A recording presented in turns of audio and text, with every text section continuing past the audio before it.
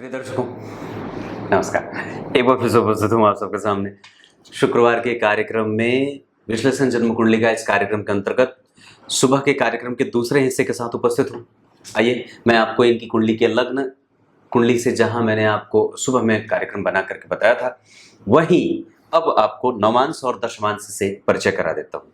मैंने ये हर बार जब भी कार्यक्रम बनाया है लग्न, नवांश और दशमांश को, तब मैंने उतनी बार ये बात कही है कि लग्न कुंडली से बिल्कुल भी कमजोर और कमतर नवांश कुंडली को नहीं समझना चाहिए।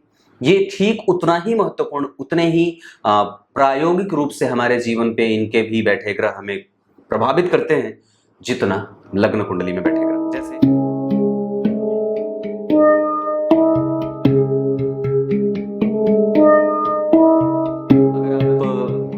जैसे ये काम कैसे करते हैं, ये सवाल उठता है। तो जैसे अगर लग्न कुंडली में कोई भी ग्रह नीच का है, जैसे मान लीजिए यहाँ पे शुक्र उच्च के बैठे हैं, और नवांश कुंडली में आप जब देखते हैं तो यहाँ पे भी वो उच्च के ही होके बैठे। इसका मतलब है कि ये ग्रह यहाँ जिस राशि में बैठा है, यहाँ भी वो 12 नंबर में ही बैठा। इसका मतलब है कि इसने अपने स्टेटस को मेंटेन करके रखा है, जिसका मतलब ये होगा कि वर्गोत्तम ग्रह हो गया ये। तो ये ग्रह बलवान हो जाए, और वर्गोत्तम ग्रह अगर नीच के भी होकर के बैठेंगे, अगर दोनों ही स्थितियों में, मतलब लग्न कुंडली में और नवांश कुंडली में एक जैसी स्थिति में बैठे हैं, इसका मतलब है कि उसकी दशा अंतरदशा जातक के जीवन को सफलतम और बहुत ही अच्छी जाने वाली है किसी भी मामले में। दूसरे नंबर पे, नवांश कुंडली किसी टाइम पीरियड पे एक्टिव नहीं होती है, वो हमेशा ही एक्टिव रहती है। आप लोगों को कई बार ये बात किसी कार्यक्रम में, कई बार बहुत सारे लोगों को के द्वारा ये कहने को मिल जाता है कि एक टाइम के बाद, वो विवाह होने के बाद, तो 25 साल के बाद, ऐसा कुछ नहीं है। ये सब बकवास की बातें हैं, इन सब चीज़ों पे भरोसा नहीं है। वो हमेशा एक्टिव है। वो ग्रह का शुद्ध रूप हो सकता है। वो ग्रह अपने आप को अगले वर्ष के चार्ट में, अगले वर्ग चार्ट में कैसे अपने आप को रखा हुआ है, ये नवांश कुंडली बताती है।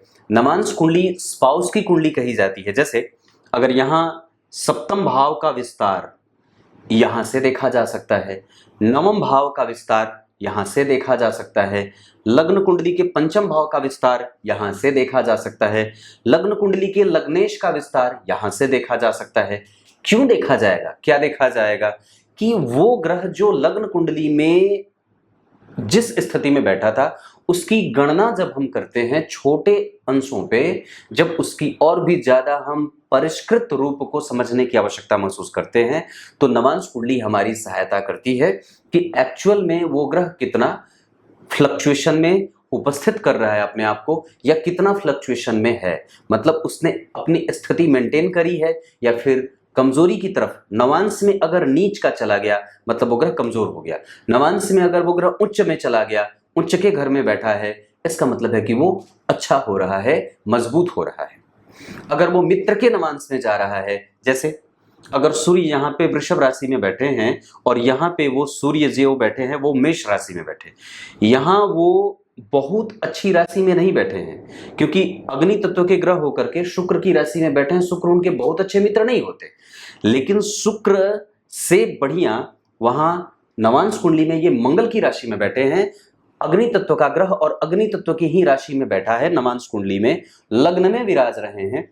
यहाँ के वो लग्नेश थे, यहाँ के पंचमेश हो रहे हैं। यहाँ भी वो केंद्र के अधिपति थे, यहाँ भी वो त्रिकोण के अधिपति हैं। स्थिति अच्छी बनी है यहाँ भी और यहाँ भी, क्योंकि कहीं ना कहीं यहाँ भी वो अच्छे भाव के अधिपति हैं, अच्छे भाव में बैठे हैं, उच्च के होकर के बैठे हैं, मित्र की राशि में बैठे हैं, और किसी भी पापग्रह का उन पे कोई प्रभाव भी नहीं है। शनि की दृष्टि है नीच की, तो नीच भंग हो जाएगा, कोई ऐसे वो एक अलग मैटर करेगा, लेकिन ये एक अच्छी स्थिति कही जाएगी। ऐसे ही नवांश कुंडली में ग्रहों को देखा जाता है। जैसे यहाँ पे आपने देखा कि 12वें भाव में मंगल नीच के थे, यहाँ पे 12वें भाव में शुक्र उच्च के हैं। इसका मतलब होगा कि दाम्पत्य कभी भी व्यय के लिए परेशान नहीं होगा। व्यक्ति के जीवन में कभी भी कोई चीज खरीदनी होगी, कभी भी किसी चीज पे व्यय करना होगा, उनकी पत्नी हो सकता है थोड़ी खर्चीली हो, सबको साथ लेकर के चलने के मामले में बहुत आगे हो और सुंदर भी हो, और गुरु और शुक्र का शुभकर्तृ योग जब लगेगा तो एक सफल दाम्पत्य का इशारा भी करेगा। लग्न में उच्च का सूर्य और ऐसी अवस्था में चतुर्थ स्थान में स्वग्रही चंद्रमा, ये सफल दाम्पत्य का इशारा कर रहे हैं, क्योंकि वस्तुतः चतुर्थ भाव जो है वो संपूर्ण सुख का होता है। यहाँ पे अगर कोई भी ग्रह स्वग्रही होकर के बैठे, खास करके शुभ ग्रह, तो ये और भी ज्यादा अच्छी बात हो जाएगी। सप्तम भाव के अधिपति शुक्र जो है वो 12वें उच्च के हैं, तो ऐसी अवस्था में व्यक्ति स्वयं पदस्थ होता है, उनकी पत्नी भी कई बार ऐसी अवस्था को प्राप्त करने वाली होती है अगर उनको थोड़ा बल दे दिया जाए तो। या कई बार व्यक्ति पति से प्रेम करता है, पत्नी से प्रेम करता है, पर सामने से वो एडमिट नहीं करेगा कि हाँ मैं आपसे प्रेम करता हूँ। वो बोले भले नहीं, पर उनके रहने ना रहने, उनके ना दिखने से वो प्रभावित होता है। ऐसे ये चीजें काम करती हैं। नवांश कुंडली में बुध को अगर देखेंगे तो यहाँ मित्र अपने ही राशि में बैठे, और यहाँ वो बुध जो है वो वृश्चिक राशि में बैठ गए। इस कारण से वो थोड़े वृश्चिक राशि में बैठने से अब यहाँ जातक के जीवन में एक वक्त के आने के बाद वो कहीं ना कहीं जो क्लैरिफिकेशन है वो थोड़ा कमजोर होगा। बुद्धि अपवित्र हो ना हो ये तो नहीं कहूंगा, लेकिन हाँ यादाश्त क्षमता प्रभावित हो सकती है। वात पित्त और कफ अनकंट्रोल्ड हो सकते हैं एक उम्र में आने के बाद। एक अवस्था में आने के बाद जैसे जैसे वो बुद्ध की दशा बीतेगी वैसे वैसे व्यक्ति की वाणी का प्रभाव कमजोर हो सकता है, और कई बार व्यक्ति के निर्णय लेने की क्षमता प्रभावित होती है, ये चीजें। और उसके बाद उसके जीवन में श्वसन तंत्र प्रभावित हो सकता है, क्योंकि ये बुद्ध यहाँ ठीक थे पर यहाँ वो रोग की राशि में वृश्चिक राशि में बैठ रहे हैं, और ऊपर से गुरु की दृष्टि से यहाँ भी गुरु और बुद्ध का संबंध था, और यहाँ पे बुद्ध जो है वो स्वग्रही थे, जन्म कुंडली में लाभेश होकर के, यहाँ वो जन्म कुंडली में 6वें भाव के अधिपति होकर के 8वें में बैठ रहे थे। ऐसी अवस्था में व्यक्ति के कई बार जीवन में छोटी मोटी स्वास्थ्य से संबंधित समस्याओं से होते हुए देखा, क्योंकि बुद्ध जो है वो पूरा जो है वो श्वसन तंत्र का कारक होता है। तो ये इस तरीके से व्यक्ति को प्रभावित कर सकते हैं। अब ये तो रही बात कि व्यक्ति का दाम्पत्य कैसा है, तो मैं इसे बिल्कुल ही बहुत सुदृढ़ और मजबूत कहूंगा। दशमांश कुंडली में लग्न के अधिपति सूर्य बनते हैं, वो जाकर के उच्च के बैठे, और जन्म कुंडली में गुरु नीच के हो गए, जिनका नीच भंग शनि ने किया है, क्योंकि शनि केंद्र में आ गए। और चतुर्थ स्थान में शनि व्यक्ति को हमेशा ही सरकार से और हमेशा ही कर्म क्षेत्र को लेकर के व्यक्ति के ऊपर थोड़े बहुत दबावों का एहसास वो करता रहेगा। उसके जिम्मेदारियों का बोझ कभी भी कम नहीं होगा, और छोटे से लेकर के बड़े तक के सभी लोगों के बीच में कनेक्शन बना करके काम करने का दबाव रहता है। लग्न में शुक्र व्यक्ति को पदासीन पदारूढ़, और लग्न में मंगल व्यक्ति को जिम्मेदार बनाने का वो एक प्रभाव विकसित करेंगे।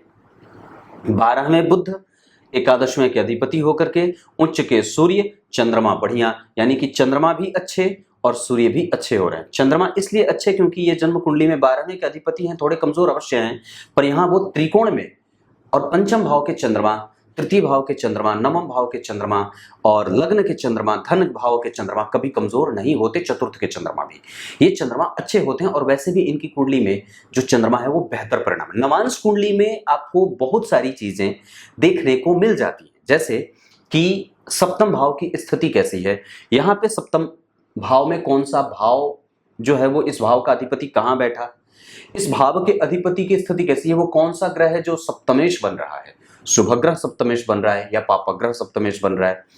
नवांश कुंडली में तृतीय भाव की स्थिति कैसी है, यहाँ पे क्रूर ग्रह की राशि का बनना नवांश कुंडली में विवाह को बहुत अच्छा फ्लरिश करता है।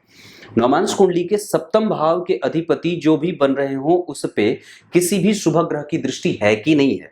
जैसे शुक्र के ऊपर किसी भी शुभ ग्रह की दृष्टि नहीं है, लेकिन मंगल की दृष्टि पड़ रही है, यानी कि सप्तमेश पे मंगल की दृष्टि पड़ जाने से कई बार उसमें छोटी मोटी दरार या छोटे मोटे परिवार के कारण कई बार मतभेद की स्थिति बन सकती है, या जिम्मेदारी को निभाने का एक अलग पेच लग जाता है।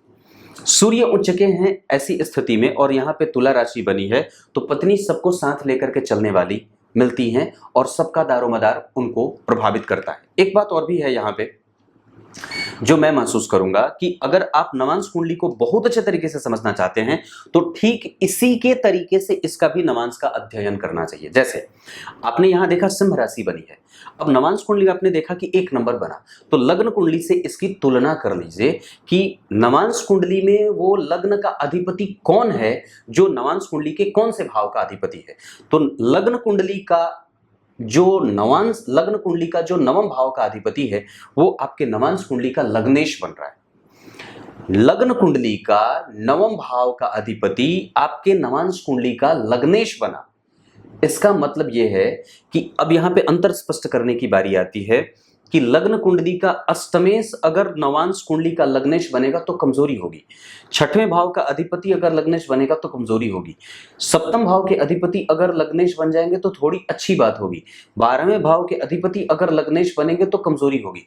अच्छे भाव का अधिपति नवांश कौन से भाव का अधिपति आपके नवांश कुंडली का लग्नेश बन रहा है। साथ ही साथ नवांश कुंडली का यहां का लग्नेश, लग्न कुंडली के सप्तम भाव का लग्नेश और नवांश कुंडली के यहाँ के लग्नेश का संबंध कैसा है। यहाँ शनि शनि बनते हैं अधिपति और यहाँ बनते हैं शुक्र, इसका मतलब है कि ये दोनों ही मित्र बन रहे हैं।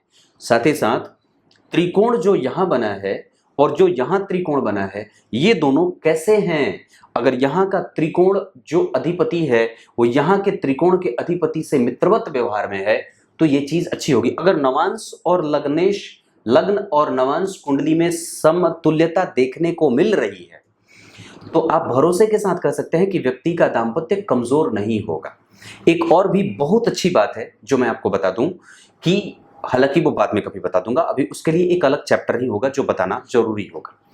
यहां अगर आप दशाओं के आधार पे बात करते हैं तो मैं एक बार और भी बता दूं तो व्यक्ति की कुंडली में राहु और केतु की दशाएं हमेशा ही अच्छी जाने वाली हैं, पर राहु की दशा ज्यादा अच्छी जाएगी, केतु की दशा मानसिक चिंता दे सकती है। सूर्य जो हैं वो जिस स्थिति में है उसके आधार पर अपनी दशा में मेहनत वो ज्यादा लेंगे। चंद्रमा आपकी स्थिति में वो भी अपनी दशा में बेहतर परिणाम हमेशा ही करते देखे जाएंगे, भले ही वो 12वें भाव के अधिपति हैं तो क्या वो धन लाने का काम करेंगे। ये चंद्रमा की दशा में व्यक्ति को पुरस्कार मिल सकता है, सरकार से लाभ मिल सकता है, प्रमोशन मिलता है, पद वृद्धि होती है, मन शांत रहता है, यथेष्ट प्रोग्राम वो बनाता है और उसका सफल एग्जीक्यूशन भी करता है। मंगल की दशा आपकी कुंडली के लिए जिस स्थिति से देख रहा हूं उसके आधार पर थोड़ी कमजोर जा सकती है, क्योंकि वो मंगल जो जन्म कुंडली में बैठे हैं वो नीच के बैठे हैं और उनका नीच भंग नहीं हो रहा है, इस कारण से मंगल की दशा थोड़ी कमजोर जा सकती है। यहाँ पे भी मंगल जो है वो लग्नेश होकर के केतु राहु के प्रभाव में है, थोड़ी बहुत समस्या के साथ वो आपको अपना परिणाम देंगे। मतलब मंगल की दशा में आपकी कुंडली में आप अगर भवन भूमि वाहन आदि का प्रभाव विकसित करना चाहते हैं तो कर सकते हैं, मांगलिक कृत्य कोई घर में नया करना चाहते हो तो कर सकते हैं, कुछ दान पुण्य का काम करना चाहते हैं तो कर सकते हैं, कोई विदेश यात्रा करने का मौका मिल जाए तो आप कर सकते हैं, कुछ सांसारिक या सामाजिक काम करना चाहते हैं तो आप कर सकते हैं। ये मंगल की दशा में आप कर सकते हैं और उसमें आपके व्यय की स्थिति भी थोड़ी बढ़ेगी। मंगल के बाद अगर बुध की बात करेंगे तो आपकी कुंडली में बुध हमेशा ही अच्छे परिणाम करेंगे, क्योंकि बुध स्वग्रही है और मैं समझता हूं कि वो किसी भी तरीके से प्रभावित नहीं है। केतु की दृष्टि उनके लिए लाभदायक ही होगी, नुकसानदायक नहीं है। गुरु आपकी कुंडली के लिए जैसी भी स्थिति में है वो थोड़े बहुत कमजोरीपन के साथ रहेंगे और मैं समझता हूं कि वो गुरु अगर नीच के हैं तो अगर नीच भंग नहीं होता तो ये और भी ज्यादा कष्टदायक स्थिति हो जाती। वैसे गुरु आपकी कुंडली में परिस्थिति वसात आपसे अच्छे पर्यावरण के निर्माण के लिए उनकी भूमिका आपके लिए सकारात्मक ही होगी, निगेटिव नहीं है। मतलब उनकी दशा में आप अगर चाहें तो संतान से संबंधित कोई भी निर्णय ले सकते हैं, कोई भी नया इन्वेस्टमेंट कर सकते हैं, कोई भी नया काम शुरू कर सकते हैं, नया कारोबार शुरू कर सकते हैं, अपने यश कीर्ति मान सम्मान पद वृद्धि के लिए कोई नया काम और समाज को दिखाने का कोई नया प्रक्रम चलाना चाहते हैं तो ये काम कर सकते हैं। ये स्थितियां आपकी कुंडली में बनती हैं।